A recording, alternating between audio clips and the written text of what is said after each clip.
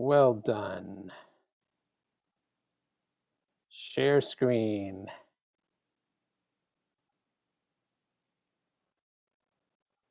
Share, share, share.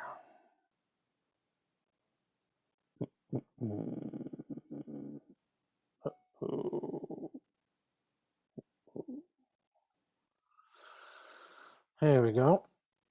Okay. Participants can now see my application. All right.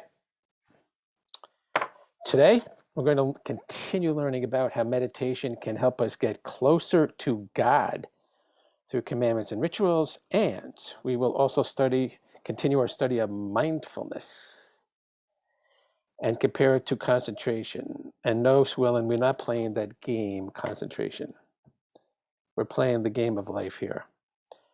Okay, so currently we are at number, let's see, 1, 2, 3, 4, 5, 6, 7, 8. We're on the 9th meditation modality in Jewish spiritual living. That's incredible. And next is meditation and intimacy between a man and a woman. Rabbi Kaplan has very interesting things to say about that. All right, let's continue with how meditation can help us get closer to God through commandments and rituals. First, let us review a little bit what we said last week.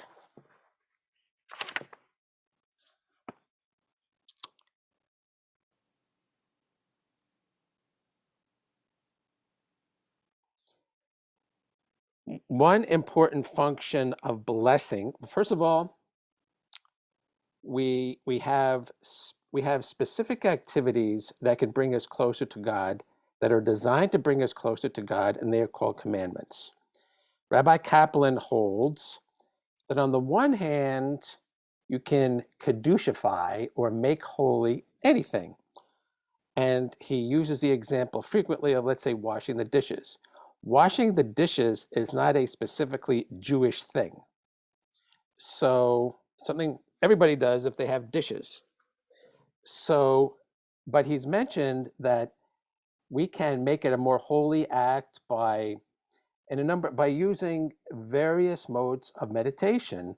One mode of meditation would be to be able to expand our mind and look at the big picture and see that this food comes from a farmer and the whole chain of processing culminating in realization that it's through the will of God that the whole food production cycle exists.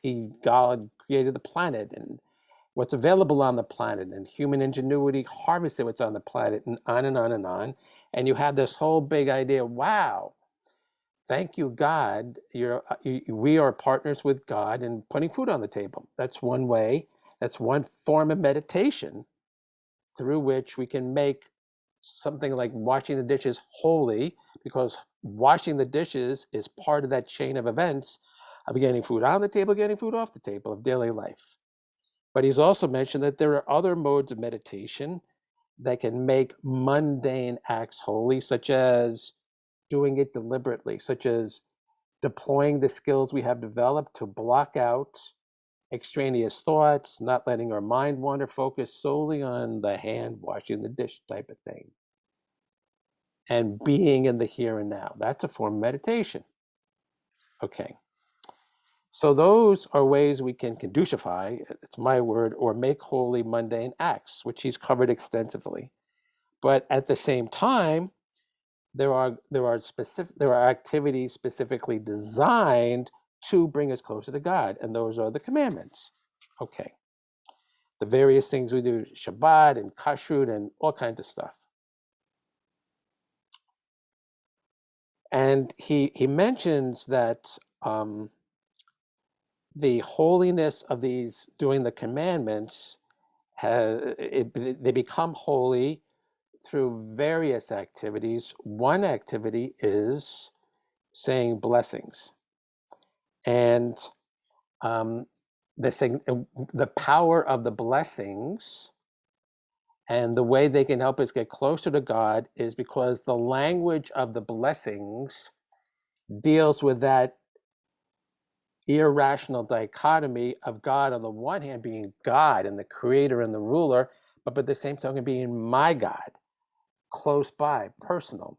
So he mentions Elokeinu, our God, Melech HaOlam, King of the universe. Okay, so we get used to on a subconscious level, on a sub-rational level, on a metalogical level, this whole idea that God is there but here for me, and I have a relationship with this extraordinary being. Okay, and he mentions that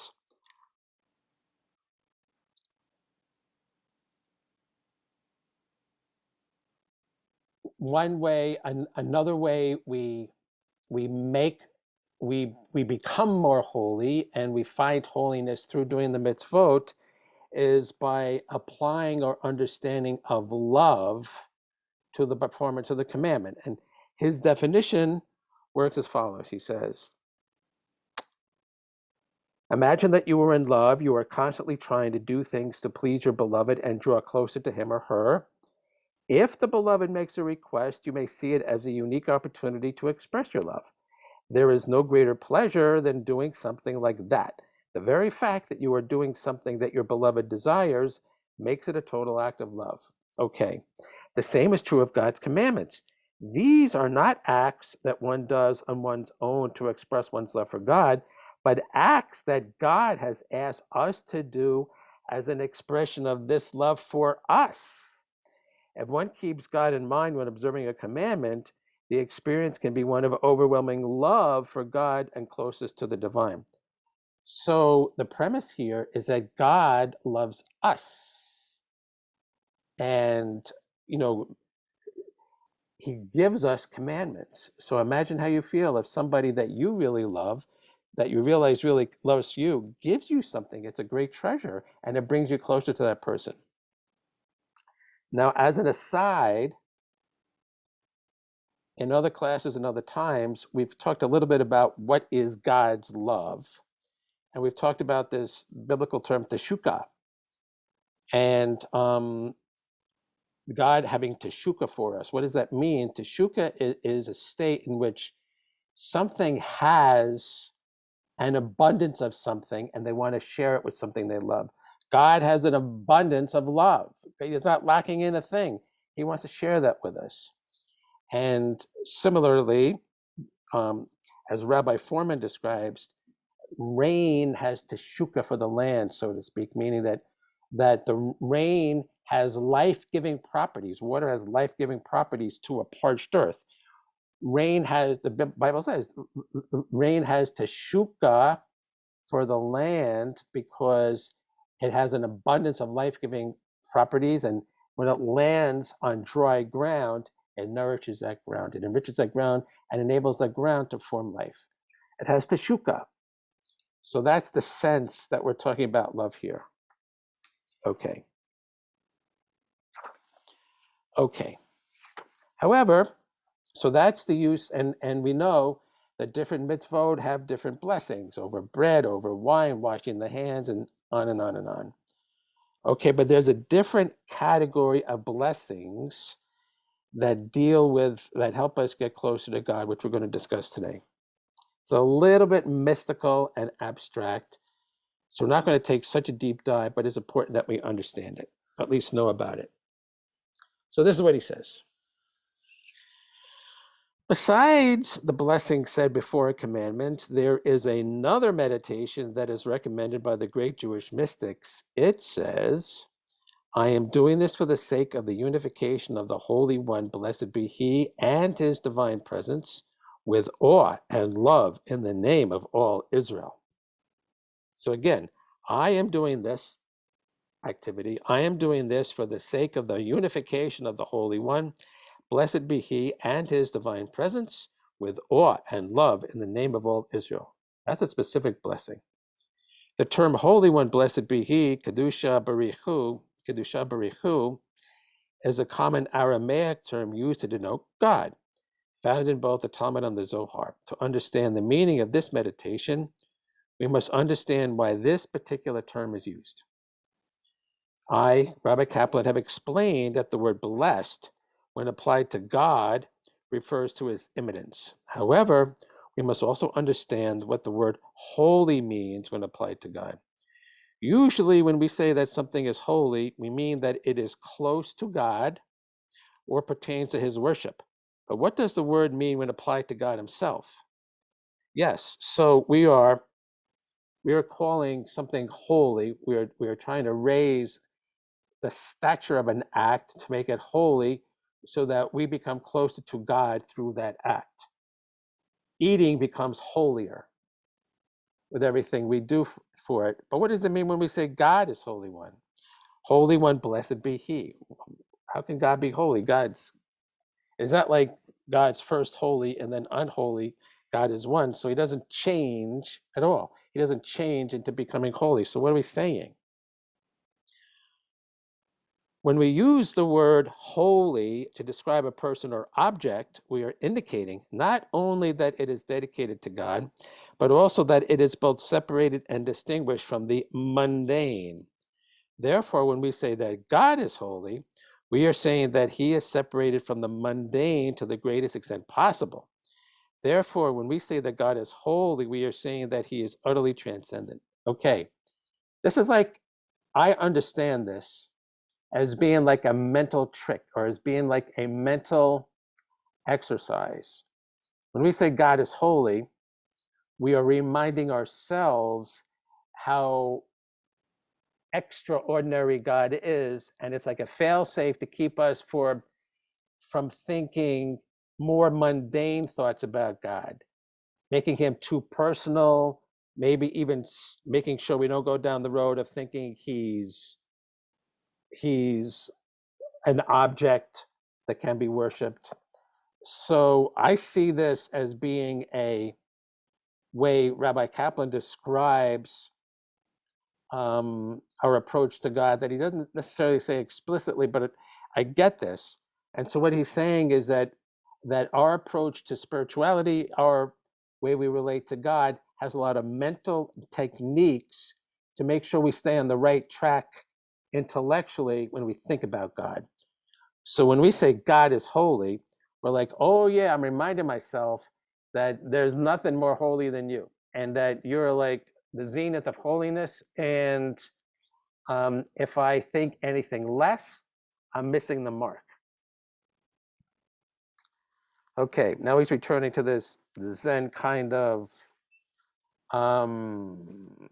here and there quality of God. In Judaism, there was always a tension between God's immanence and his transcendence. When we say that God is blessed, we recognize that he is holy, while when we say that he is holy, we are aware that he is transcendent. God is, as it were, both very near and very far.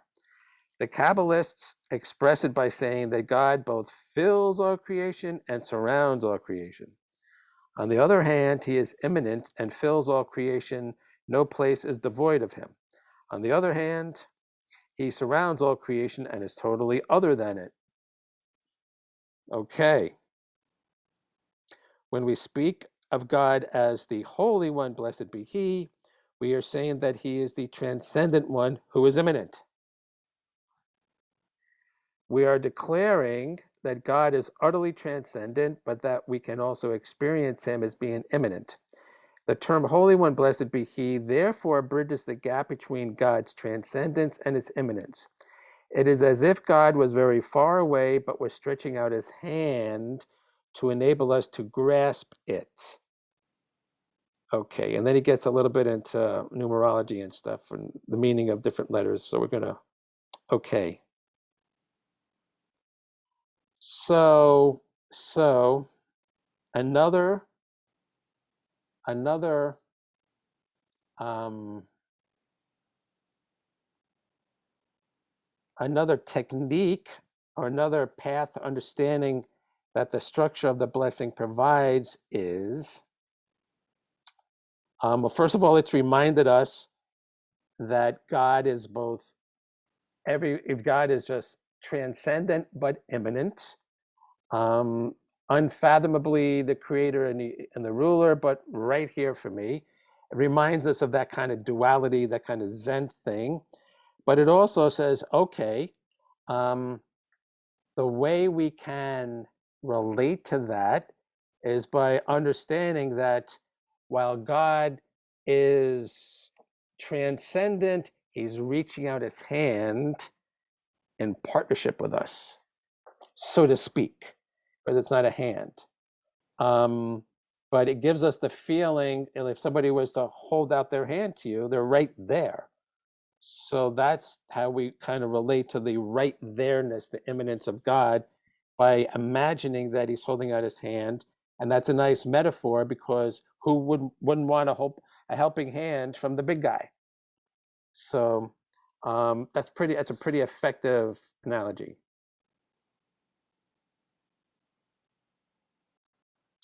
And he explains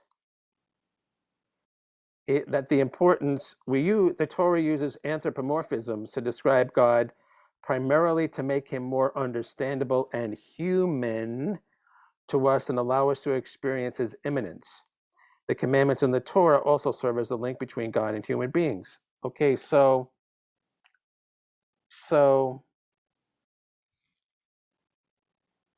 we're on tricky ground here, because many people are used to taking things very literally, and God doesn't have a hand. Okay, so we have to train ourselves, if we have not already done so, to think metaphorically and not use our logical brain, but use our gut intuition to get it. Oh, I get this. Okay, it's a metaphor. Like how you would appreciate art or poetry. You wouldn't analyze the thing, you'd appreciate it at another level. Okay, so he's saying the bracha, this blessing, is designed to try to help us do that. Okay. Now, what is this immanent presence? How can we relate to it? This Kabbalistic meditation that we just described unifies the Holy One, blessed be he, with his divine presence. The Hebrew word for the divine presence is Shekhinah, which literally means that which dwells. The Shekhinah is a very important concept in Judaism in general. Okay, so when we say the Holy One, blessed be he, with his divine presence, that means with his Shekhinah, the Shekhinah that we're relating to. What is that? The Shekhinah is said to be wherever God's presence is manifest. Thus it is taught that the Shekhinah was at Mount Sinai when God gave the commandments, and later in the Holy Temple in Jerusalem. Furthermore, when an individual experienced prophecy, it was said that the Shekhinah rested on him. Since the word Shekhinah comes from the root Shechan, meaning to dwell, Shekhinah denotes that God appears to be dwelling in a certain place. But what does it mean when we say that God dwells in a place? I mean, what's he going to do? Go inside the building? It cannot be taken literally, since God's essence fills all creation. When we say that God dwells in a certain place, we really mean that people can have an additional awareness of God there. It's for us. Wherever the Shekhinah rests, there is an enhanced ability to experience the divine. When God allows his Shekhinah to rest in a certain place or situation, it is as if he were giving us a hand with which to receive the experience of the divine.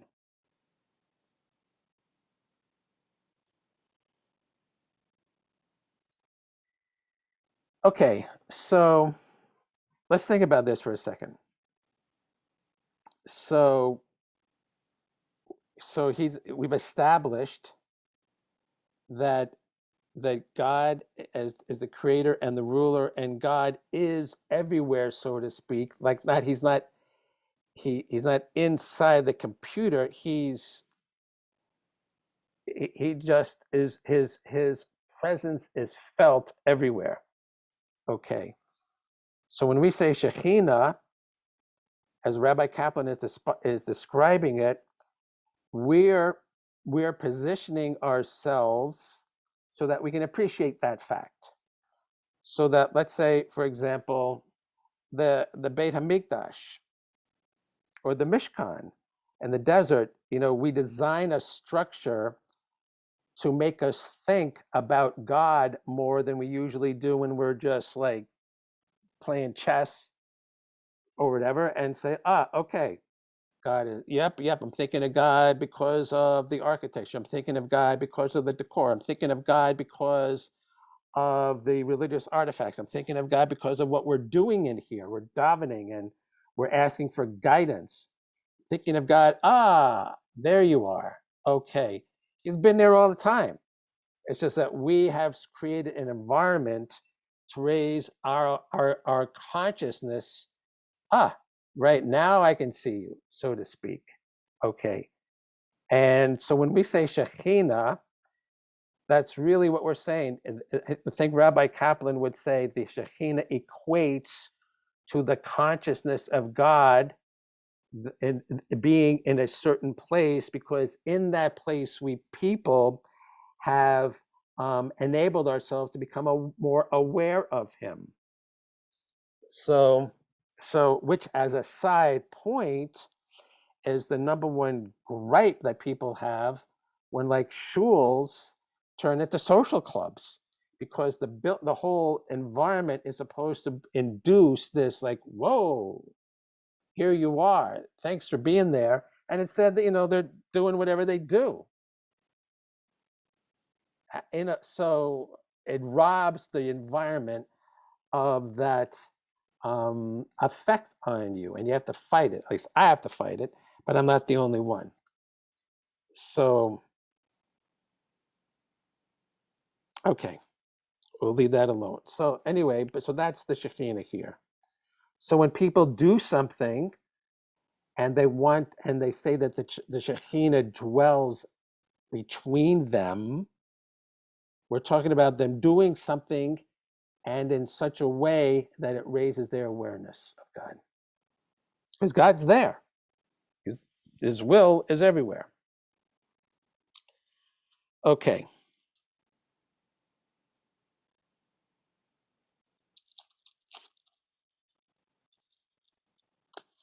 So therefore, when this meditation speaks of uniting the Holy One, blessed be He, and His Shekhinah, again, I'm going to backtrack, people that just came.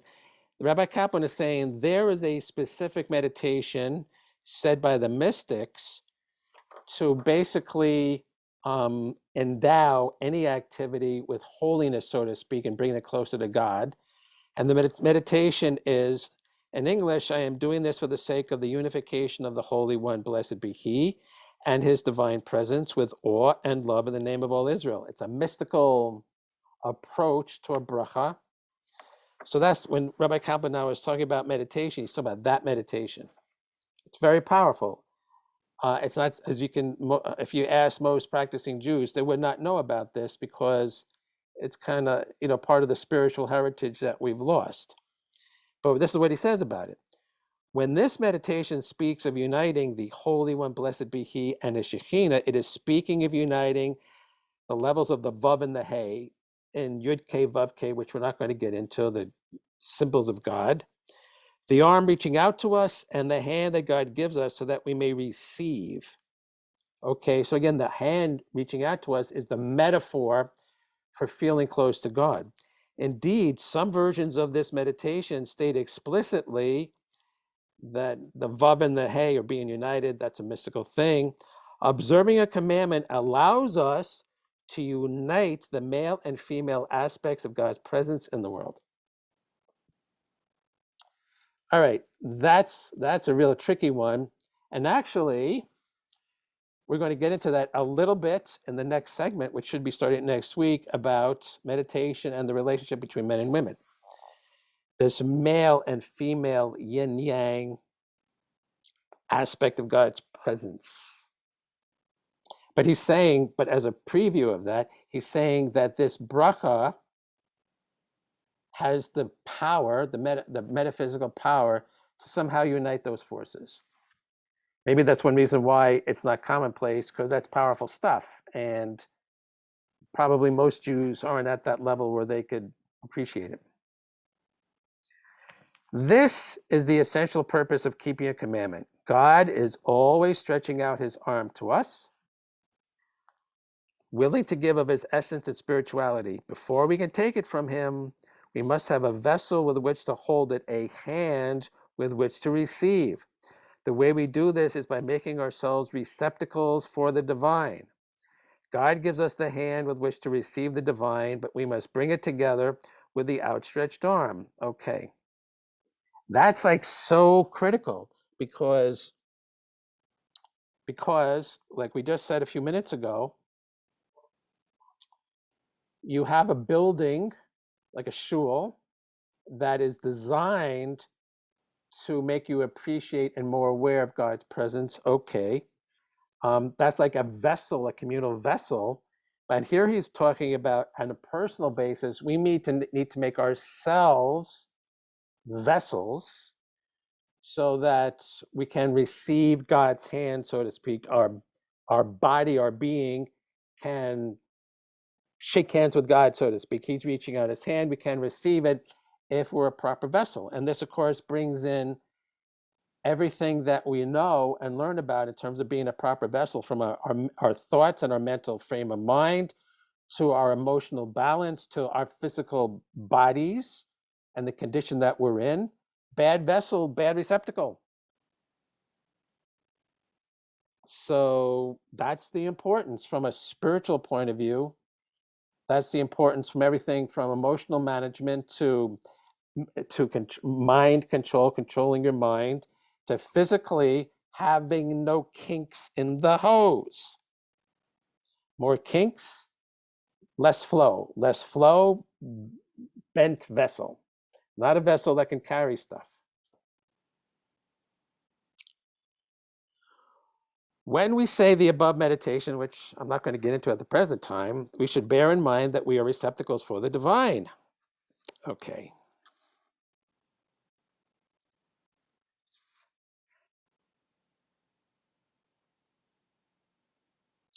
When we learn to look at the rituals and commandments in this light, all of Judaism takes on new significance. We can see the commandments on the path that God himself gave us to come close to him and experience his presence. And that is a short but sweet exposition on meditation can get us closer to God through commandments and rituals. I know that in his books, there's other information available. And as I say, our practice will be as I find more stuff, we'll go back to a prior topic and enhance our understanding of it. Okay.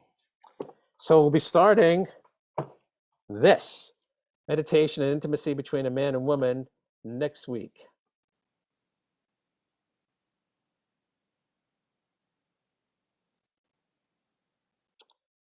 Let us see what Bhante says about mindfulness versus concentration.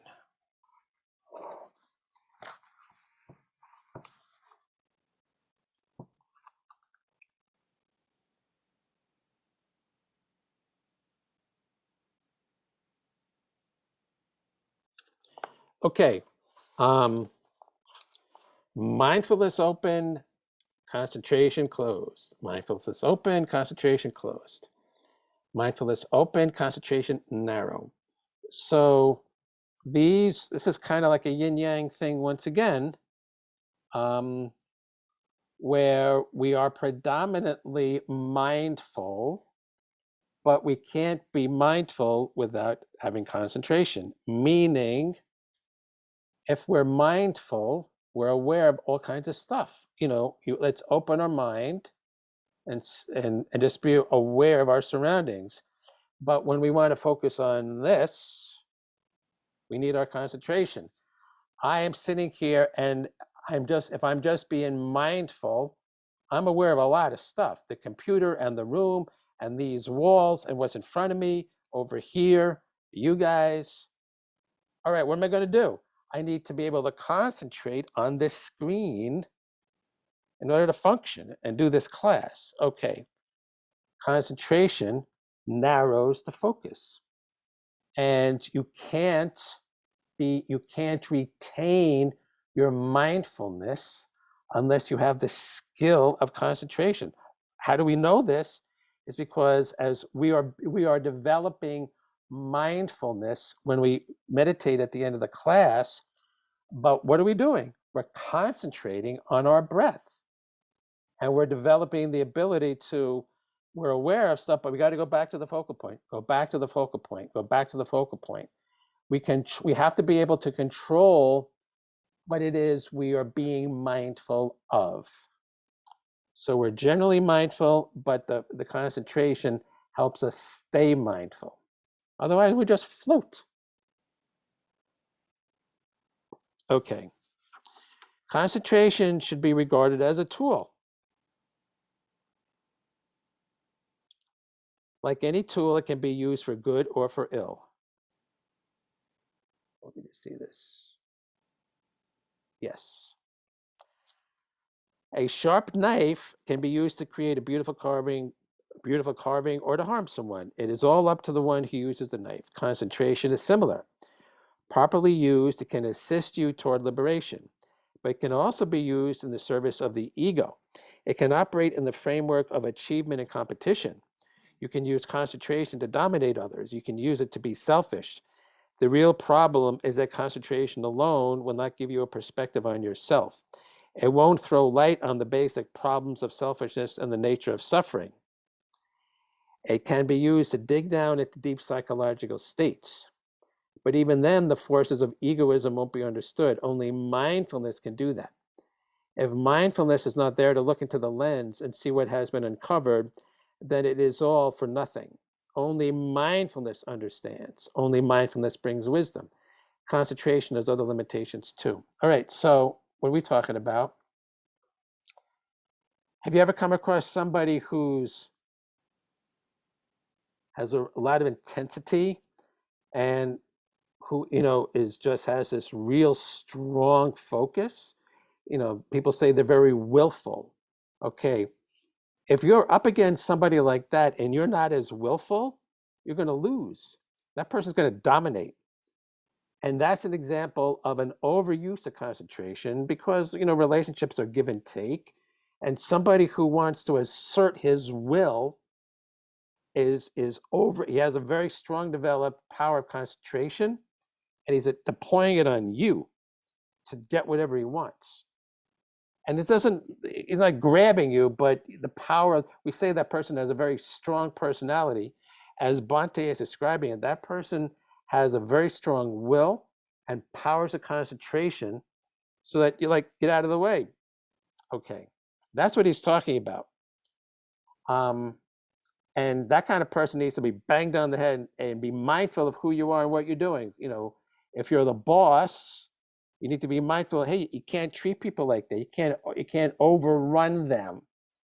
Okay, in whatever the relationship is, mindfulness is the one that's saying, wait, pull back here. You're coming on too strong. Relationship, work to be done. You don't want this person to quit, whatever it is. Mindfulness keeps that in check. So that's a good example of the application of the dynamic of mindfulness and concentration, and how the overdevelopment of concentration requires enhanced development of mindfulness. And I'll give one other example that will probably drive it home. Like in a combat situation, when you're training in martial arts, people tend to get very willful. It's like you're in a battle situation here. And you get carried away. The ethic is supposed to be partnership. The ethic is supposed to be that even in a sparring situation, you're supposed to help the other guy get better. You're supposed to be there for the other person and do things so the other person can improve their skills. But you want to go bang, bang, bang, bang. Okay, that is a good example of getting too focused on what you're doing. And if you have a good instructor, like Seafoot sometimes would just go, hey, go. He'd just say quietly, that's it. And eventually people would hear him. He goes, you're done. You don't deserve my time anymore. It's like, go, class is over. Because people have gotten so carried away that they forgot the etiquette. They forgot to be mindful. We're here to train and help each other. And let me tell you, the shame of him doing that, aborting the class out of disgust. I mean, he wasn't really overboard, but he portrayed disgust pretty well. That made you very mindful the next time, so that the next time you have a sparring class, you're like, oh, I get it. I got it. No more like, I got to be here now, and just like, I'm going to be a good partner here. So, and there's other ways of making people mindful that he has used that are much softer. But they're all are developed. They're all the goal of them is to develop mindfulness, to harness and control your concentration, meaning your single-minded focus, and combat when somebody wants to punch you. That's a time when you get really focused, because you're like, okay, I don't want to get hurt here. I'm not going to let you do that. That's a very good situation to understand how single-minded focus pops in. And just related to that, you hear stories about how women that might get attacked on the street, but then they're like, if they have it in them, they turn into a tiger, and they're like, no way, no how. And one-minded self-defense. Okay, so a physical threat can really show you that, can really bring that out of you.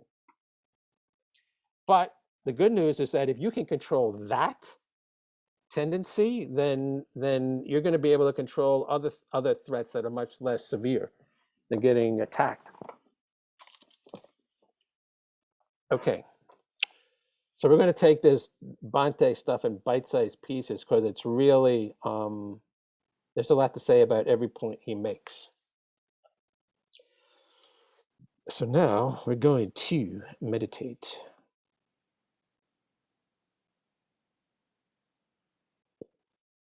Margaret?